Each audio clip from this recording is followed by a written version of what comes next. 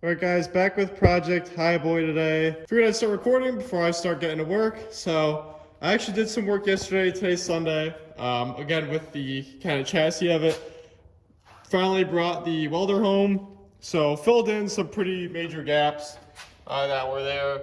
So that was just a huge gap. I got some junk on the other end of it to somewhat stick it on there. Can't get the grinder back in there, so couldn't even prep it, but it's at least stuck on there. Filled in that little bit, also filled in huge gap that was underneath it there. Got some beads on this to kind of connect the two here because all he had was one little bead across it. It's cool, I actually found the VIN on the frame and it sure does match the cab, so I thought that was a cool little touch there. I'm not really going for any crazy welds here, guys. I pretty much just wanted to get some fill-in gaps on it. It was already structurally strong enough, at least I believe. So just kind of making it cleaner and making it a little bit stronger by filling in any gaps that were left behind when whoever made this was making this. And then there was a nasty, this piece here kind of just went straight and there's a nasty gap in between the two. So again, kind of filled in a little bit. So just trying to make it a little better than it was. I'm no master welder. A grinder and paint makes me the welder I ain't, but and I already did some grinding and I'll certainly be painting it next weekend, I think. But we're doing motor mounts today, engine mounts, because these I just don't think are gonna cut it for me. They look a little sketchy. I give the guy credit. I mean, they're homemade. It's probably wasn't really easy to even make what he did, but they just don't. They don't look how I would really want to do it. You could literally buy these mounts on the internet. And I bought some new cushions, so that's what I'm gonna be doing. So I'll show you. All right guys, so these are the new mounts that I got. They're just normal 460 motor mounts. Just wanted to put them side by side with the ones that came off of it. I really think these would have held up. I honestly think they would have worked, but they're just a little bit rough looking. I don't even know. I really wonder how. I mean, you have to have some good measurements to actually drill those holes in the exact locations also, unless he was using a real mount. I don't know, but it's interesting, and just want to show you the before and after. And I had to kind of modify these cushions that I got. You see the rubber all over me and everything. They're cushions, that's all that matters. It's not metal to metal, but they were way too thick. So they pretty much, when I took them out of the box, took up the whole stud. So that's not gonna work. But anyways, got the cushions done. I'm gonna bolt this mount on the passenger side and hopefully finish up these mounts, and I'll show you the end result, so stay tuned. All right guys, forgot to show you the end result of these mounts, but got them in, they look great. There's my custom cushion that I unfortunately had to cut to make, but just wanted to show you the end result of these, not leave you hanging. Show you the other side. So bolted right up. I think the cushion will definitely do the job, and yeah, really wasn't anything crazy. You just bolt the 3 bolts onto the engine while it was raised up in the air. I dropped the stud right through our L&L mounts, and then you put your nut and washer underneath this mount and tighten it up. So nothing crazy. Just wanted to show you the end result, not leave you guys hanging. A lot better than the mount that was on it before. Stay tuned. All right, guys, back with Project Highboy today. It's another weekend, so we're gonna hopefully get some work done, get some progress done with this truck. So basically, on this weekend's kind of agenda, I'd say, is we're gonna try to first. I'm not sure if we're gonna get the chassis paint this weekend because of, I'm about to explain why, but I'm gonna try to at least we've got our body lift in. We've got our 3-inch body lift, and a backstory to the body lift. The only reason I got that is because we need that to fit those fender exit headers in place. The only reason you need them is because your steering shaft, it doesn't fit with where the steering shaft would make contact with the headers if you didn't have the body lift. So that's why we're doing the body lift. So I want to get that in. I've got that. I got them from, it's probably from some other generic website, but I got them from Jeff's Bronco Graveyard. They usually, I don't know, it's good service. At least I got them pretty quickly. There's other websites that I swear you order stuff through and then they send it to you like 3 weeks later. It's pretty frustrating. So I want to get that body lift in today. If I get through with that a decent time, I want to mount the whole power steering assembly back on. The other weekend, I'm not sure if I showed you, but I welded in the crack. There was a nice crack there, and I welded that back together. And then the next problem is there was a stud on the other side of this mount that was broken off, and I didn't have a drill here at the time. So I need to drill that stud out. I'm gonna get a bolt and a nut and hopefully get it through that and replace the stud with just a bolt and a nut.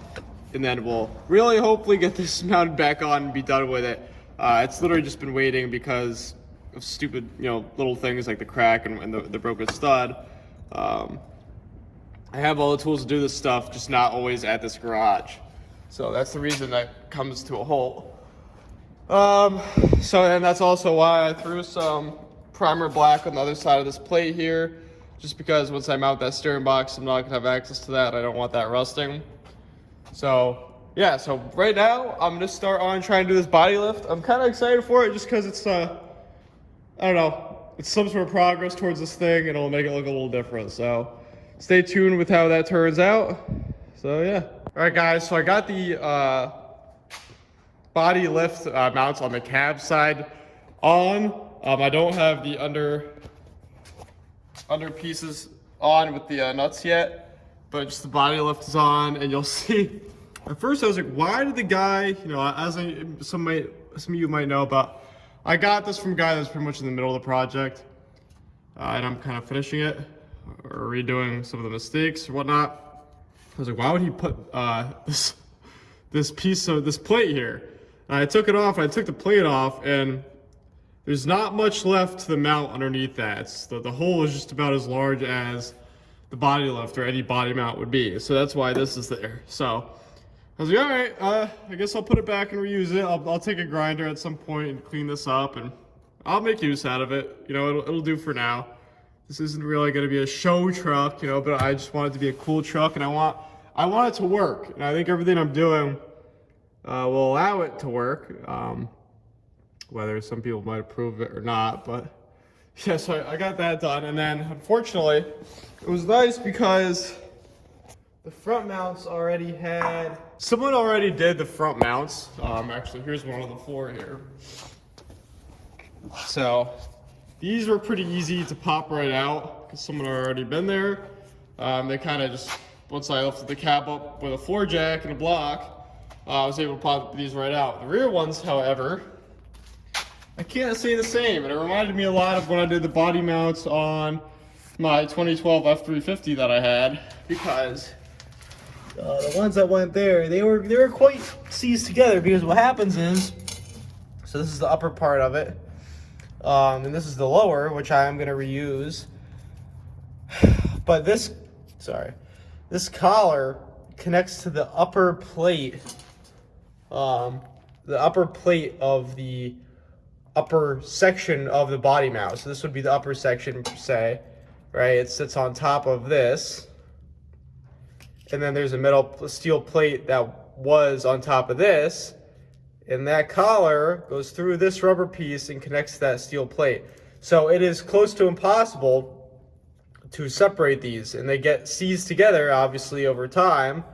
Who knows if these are original, or I don't know, they look like they had been on there for a while.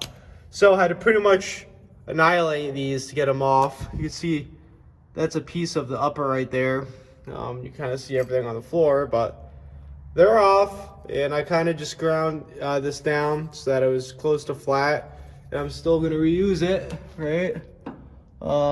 Get that bolt through that and put a nut on it. So still going to reuse them. I didn't want to kill these because I wanted to reuse the bottom portions of them, but I was completely willing to kill the top part. So I did that same thing to the other side of the cab here. You see that's in there. And we have, oh yeah, so, and then here's an example of, see, this was the top, and this is what was left of the collar. You can see where I cut it. It used to kind of sit like so, and then there'd be rubber in between. So that's why I hate these style body mounts. They're exactly the same on a 2012 F350. As you can see, got that mount in. Sorry, no flashlight on, but it's in there. So we're moving on to the bed now. The bed should be much easier, as long as I figure out a good way to lift it. But sorry, the camera's so unsteady. But really, it's just a matter of lifting the bed, throwing a puck in there, dropping a bolt through it, done. So hopefully this will go a lot easier. No more grinding. I've really had enough of getting the rubber all over me and everything. I don't know if you guys know, but I mean, grinding and cutting rubber. I mean, I know some of you guys might know, but if you have experience of it, it's just how much it sucks. So, anyways, we're gonna get onto the bed here. Then I'm gonna put the lower portions on everything, and we'll be wrapping up our body lift. Obviously, we aren't gonna get to the part of the body lift that would go here until we put the radiator support back on. But that'll be as easy as it gets. So anyways, I'll keep you guys updated. Hopefully I get the beds part of the body lift on, and I'll just show you before I start the level difference. So that's 3-inch body lift, no body lift. So definitely quite the difference. Gonna have to step a little higher to get in this thing. But yeah, guys, stay tuned. All right, guys, ended up getting the body lift on the bed as well. Just kind of want to show you the process or what I did go through. First of all, this door, that doesn't really shut properly right now, but I got the body lines as close as I can, or as close as I can for now. The body on this truck is nowhere near perfect, to say the least. But I'll bring it to the other side. I don't want to show you the engine because I'm recording this a little later than when the job is done, and there's some things you guys haven't seen yet on the engine. But bring it to this side too. A little more room to show you. As you can see, the body lift is in. These were very simple to do. Like I said, you just, take the existing bolts out, get a floor jack under any part of the bed, jack up and throw the puck in, throw your bolt in, and like you can see on the other side there, there's just a nut underneath it. Bolts and nuts, guys, so nothing too crazy. There is nothing on this one rail. I'm not sure if I ever will. Maybe it's pretty crusty right where that bolt would be.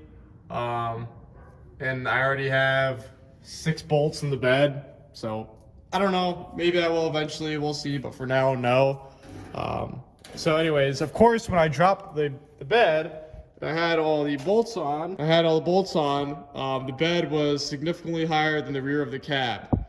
And I could kind of tell it was only the rear. The front wasn't really the issue. So I added a bunch of shims to the rear.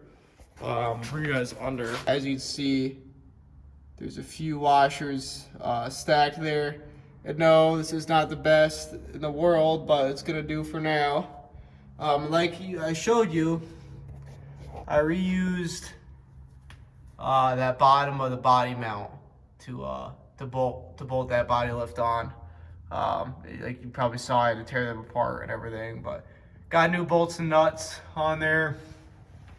So body lift is done. Really, all that happens next is getting the front support on and throw the body lift on that when we do that. So just want to show you guys like the body lift somewhat completed. Do it on this side.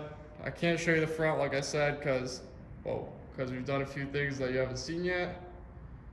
But yeah, finished result of the body lift. On to the next thing. All right, guys, welcome back to Project Highboy today.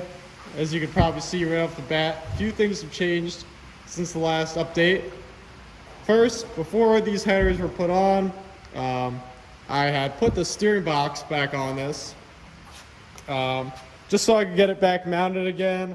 and before we paint it, the frame, that way we can paint over the steering box as well. So obviously, painted the frame on the front section here, the leaves, the axle, cross members, and everything. And it came out just great. Even the front drive shaft was painted. I love doing the gloss black on these frames. We usually do those on the 7.3s also that we have. See the drive shaft up to here. You kind of see where it stopped. We could get to that. We usually start with what's most available. We painted that because the front clip's off. We might as well paint it. If the bed's ever off this or whatever, the rest will get painted. And even if not, I'm sure one day we'll paint the rest of the frame. So that came out great. Honestly, it just makes everything look fresh. If you remember how rough this cross member looked after doing the welding and grinding and paint, I mean, it's come a long way. Even the plate here that the steering box mounts to has cleaned up a lot. I don't know if I mentioned, but this does have, or we're trying to finish the 1978-79 power steering swap on this because this is a 72. So this is a 78 steering box, and this plate had to be put in to mount this box to. So got that out of the way. So once this was painted, I went about trying to finish up what was left to do this steering conversion, because I kind of bought this truck in the middle of the project where I had the steering box. Someone already shortened the steering shaft, but there were no lines to it. This bracket was broken. I had to weld it. Still kind of all right. There's no belt on it. Missing just a few things. So try to figure out the whole line situation. This is a temporary setup, but it is a new line that I believe fits. I actually somehow made it look, I don't know, it's weird. It doesn't look, it looks, obviously the routing is terrible, but I tried to make the best out of how long it was. I think it's all right for now. Got the swivel fitting on this side. This is the pressure side, and this is a weird O-ring fitting. And everything I've ever known, if it spins like you see it after this is tight, it would mean it's not seated. However, I've done some research, and apparently it's supposed to still spin a little.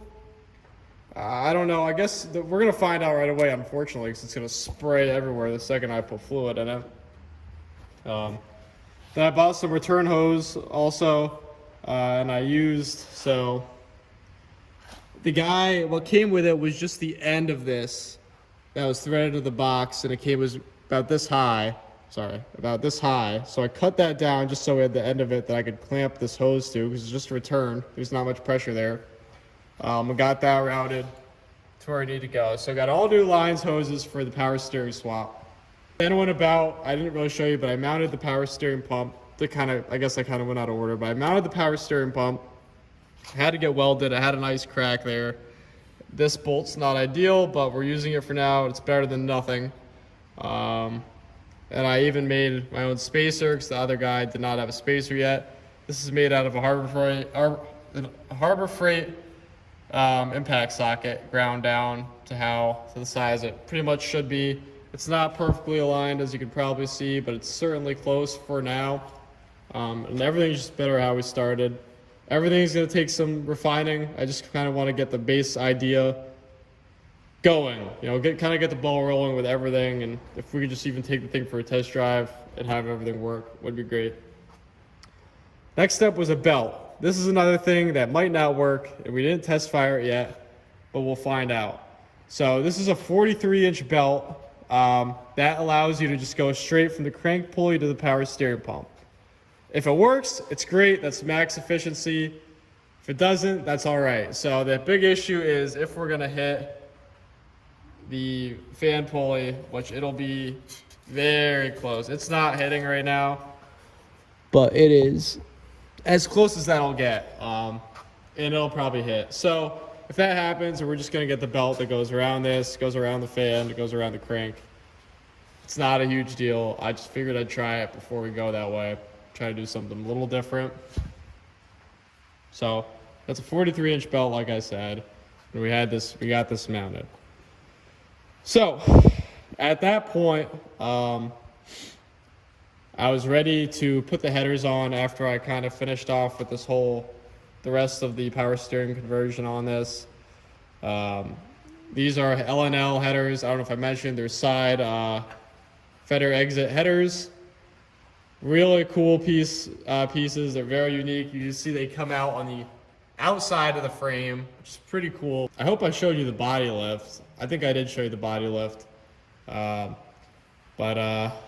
So got those headers on there. Got started with this side on because this was where all of the mess was. It's very hard to fit these headers on the driver's side because you're dealing with the steering shaft, your brake lines, shock bracket, which is off. So got those on with everything off, with the steering shaft off, the bracket off, brake lines disconnected. Tighten that down. And then it was the big reveal to see if the steering box was gonna fit. Because obviously before, without the body lift, cab was sitting 3 inches lower. This wasn't even remotely close to fitting. And as you can see, I got that shaft back on and it certainly fits, which is pretty cool. We'll see. It's still very close there. And if it does hit, we're gonna end up most likely lengthening this shaft. So one thing we didn't really think of was, sure, a 3-inch body lift is going to allow us clearance for the headers, the shaft to the headers. However, it's going to make it so that you need a longer steering shaft. So what was pretty cool, at first it was just too short, and it just, the way I had it, it was so far down on these splines, it wasn't safe at all. But found out that there's a clamp here. If you loosen this clamp on the steering shaft, and you loosen these two bolts, and you see there's, I don't have my flashlight on, but there's a slot here. And you can actually bring this column down or up, depending on how you want to go. And obviously we needed to go down to kind of close in the gap for that steering shaft. And that's how we pretty much made it work safely without lengthening it yet. If we notice that it starts hitting the headers, we're going to need to come back to this. But it was cool that we could actually adjust that. I never thought you could adjust those if needed. So yeah, I got the steering shaft to work, got our L&L header on. And the same goes with this side. This was a breeze to get this header on because obviously nothing's in the way other than this mess of wires. So yeah, got a lot done this weekend on it. I'm sorry I didn't record step by step, but I figured I would at least give you an update before we go any further. Because the next step that I would like to do for this is start it up without the front clip on it, just so we could confirm pretty much everything and we could hear it. So first, we'll be able to hear it open headered, which will be pretty cool. Second, I want to put fluid in this and A, see if power steering works. That'll be a really cool moment. And B, see if it'll leak out of that fitting because I'm still not confident with that at all. C, see if the belt works, which it might not. I just want to do all of that before we put the front clip on, and then it'll be in the way if anything goes wrong. So I figured that would be the proper order of operations next, is just to run it exactly how it is. So we're gonna do that as soon as possible. So stay tuned for that clip. That'll be pretty cool. I love how it looks with these headers on and with the frame painted. It just looks so much cleaner, so much better. I'm very pleased with how the Highboy is turning out, guys. Let me know what you guys think, and if there's anything you think we should change. So stay tuned. I really hope to have this thing on the road pretty soon. It's looking like we will. We're really making some progress on this thing. At this point, it's just getting the exhaust on, the front clip on, finish the brake lines, and I don't see why we can't take this thing on a test drive. So yeah, anything more that we do, I will keep updating you guys through the process. I know that was a lot to take in, but yeah, stay tuned.